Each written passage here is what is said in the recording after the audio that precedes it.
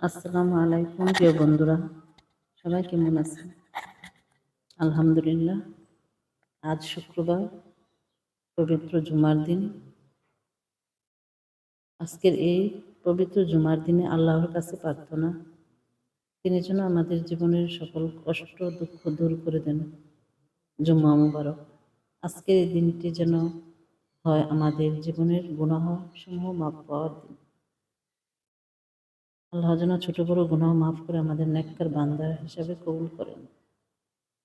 এই আল্লাহ আমাদের হেদায়েত দান করুন।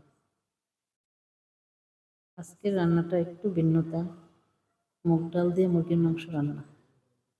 এই রান্নাটা আমাদের ছেলেদের খুব পছন্দ। পরোটা দিয়ে কিংবা পোলাও দিয়ে খুবই পছন্দ করে। আমাদের জন্য দোয়া ও শুভকামনা থাকলো। আল্লাহ সবাইকে হেদায়েত দান করুন। আমিন। আল্লাহ হাফেজ।